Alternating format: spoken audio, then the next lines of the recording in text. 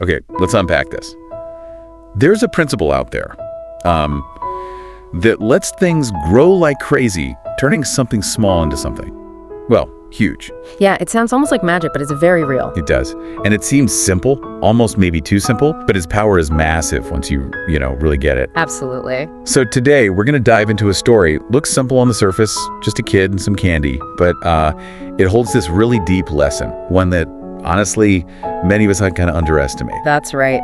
Today's deep dive is all about compounding, but forget the dense financial charts for a minute. Yeah, none of that today. Our main source is this really charming story called The Growing Candy Adventure. It's about a 10-year-old girl, Jamie, and her candy jar. A simple way to explore a very powerful idea. And our mission really is to pull out the key insights from this candy story, to properly understand how these small starts can explode into surprising growth. We're not just defining it, are we? No, not at all. We're asking why it's so tricky to grasp sometimes, and maybe most importantly, what it means for you, for your life. Yeah. Could be money, sure, but maybe skills too. Habits. All of the above, potentially. Okay, so let's paint the picture. Jamie. She's 10, cheerful kid, loves candy. Like most 10-year-olds, right? Sounds about right. So one Monday, her mom gives her this gift, 10 shiny candies. Nice. You could start. But then mom throws in this really unusual rule. She says, every week I'll give you more candy. Not just because you're good, but as a reward that actually grows with your collection. Okay, interesting twist. Yeah. So Jamie's confused naturally. How does my candy grow? She asks. I mean, it's not a plant, right? You can't feed it. And that's the hook. That's where mom's idea really shifts things from just getting treats. She explains it, right? She clarifies that each week, Jamie gets 10% of whatever she already has in the jar. Exactly. Not just adding 10 more or 5 more. 10% of the current total. Which is fundamentally different. It's not just addition. It's about the candy itself, the asset, starting to generate more candy. That little rule sets up the whole dynamic. It shifts it from earning for chores to your assets working for you. Right. And that tiny difference, that's where I think people often trip up with compounding at first.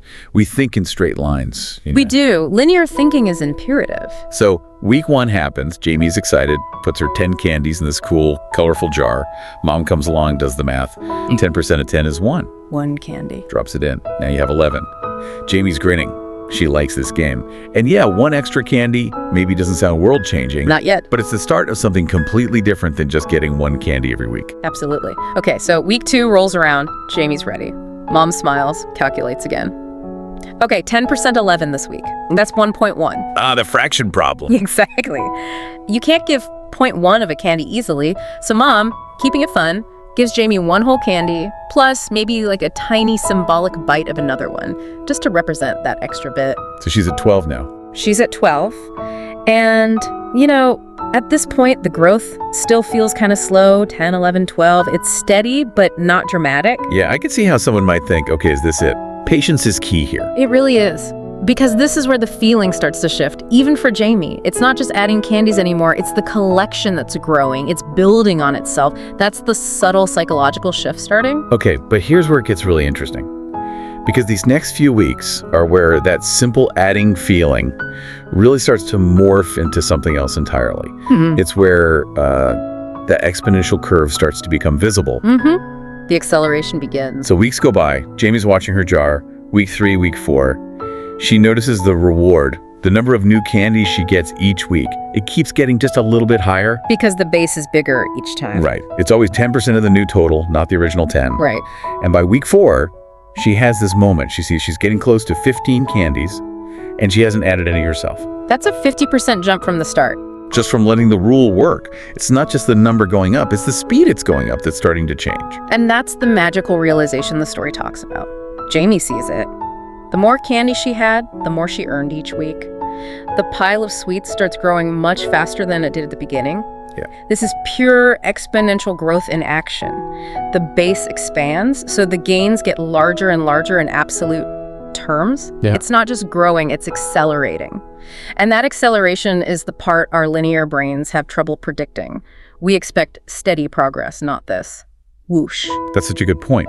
We underestimate the later stages. We see 10 to 11, 11 to 12, and think, okay, I get the pattern, but the pattern changes. It does. The pattern is the change in the rate of change. So fast forward a few months, as the story says, the result. Yeah. Jamie's candy jar is literally overflowing. It went from that tiny pile of 10 to a, quote, candy mountain. Imagine that. 10 pieces to an overflowing jar, just from that simple rule and, crucially, time. It really drives home the power. Yeah. But it's still hard to wrap your head around that curve sometimes, isn't it? What stops people in those early weeks? You mentioned patience, but what else? Well, a big one is just the lack of visible, dramatic progress early on. Like you said, 10 to 11 isn't thrilling. If you're investing, maybe 10% on $100 is just $10.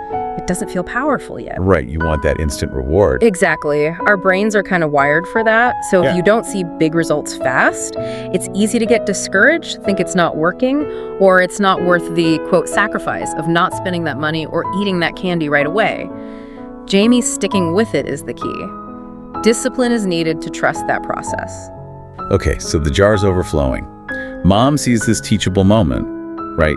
Connects the candy explosion to the big idea. Yes, the big reveal. She says that's the power of compounding. She explains, you didn't just get extra candies each week. Your new candies also earned more candies for you. And then the killer analogy. The snowball. It's like building a snowball. The bigger it gets, the faster it grows, rolling it down a hill. It's perfect, isn't it? Because it captures that self-fueling growth. It really does. Connecting it more broadly, compounding just means you earn returns on your initial amount, your principal, plus you earn returns on all the accumulated returns from previous periods. So the earnings start earning too. Precisely. Your money or your candy starts working for you, and then the earnings join the workforce too. It's this continuous cycle. Reinvesting is the engine here. It makes total sense when you put it like that. I've heard that quote, about compounding being the eighth wonder of the world. Attributed to Einstein, though, maybe apocryphally. Right, whoever said it. But looking at examples, you kind of see why. And this is why Jamie's story matters beyond the sugar rush. She learned some huge things. What were her big takeaways? Okay, so first, patience pays off. Letting things grow takes time, especially at the start, but wow, the results later. Second, the more she had, the faster it grew. That snowball effect was real. Third, it seemed slow, but over time, the growth was amazing. But maybe the biggest light bulb moment for her was this. She realized she didn't have to work harder each week. The candy started working for her. That is the absolute core of it. The candy working for her, that flips the script from active effort to passive growth. Which leads to a great question for you listening. What does it really mean when your resources, money, knowledge, whatever, start working for you instead of you always having to work for them? Yeah, that's a powerful shift in thinking. It's leveraging what you've built to create more without putting in more hours necessarily. It's the heart of financial independence, really. Your capital generates income. Understanding this early, game changer, even via candy. And Jamie got it. The story says right after this, she wasn't just hyped about candy anymore. She immediately thought, I want to use this magic to grow my savings. She saw the link. And that's the direct bridge. This candy story isn't just a cute fable. It's a perfect, simplified model of financial compounding. Let's break it down. Okay. First, you start with an initial amount in Jamie's 10 candies. That's your principal investment. Got it. You're starting cash. Then, that amount earns a return, the 10% weekly candy. In finance, that's your interest, your dividends, maybe capital gains if something appreciates. Makes sense. The earnings. Now, the crucial step, you reinvest those earnings. Those new candies also started earning more candy for Jamie. That's compounding. Your returns start generating their own returns. It means not taking the dividends out as cash or letting interest sit there and earn more interest. Don't spend the earnings, let them join the pile. Exactly. And finally, the story screams patience and time. Weeks 1 and 2 felt slow, growth looked tiny, but give it time, like Jamie did, and that curve sweeps upward dramatically. It's consistent, patient reinvestment that unlocks the power. And her realization, I didn't have to work harder. That's like money working for you over time, right? Generating wealth without you clocking in more hours. Precisely. Your money becomes your employee, in a sense. It's honestly brilliant how clearly the story shows it. Makes you wonder, though, if a 10-year-old can grasp this from candy, why do so many of us adults find it hard to apply consistently with money? Is it just the math? The math seems pretty simple. I don't think it's usually the math itself. It's more about behavioral finance hurdles and real-world messiness. Ah, okay. Like what? Well, Jamie got a guaranteed 10% every week. Real life isn't like that. Investment returns fluctuate, markets go up and down, there's inflation eating away at value, taxes take a chunk before earnings can compound. Right, reality bites. And then there's us, our human biases.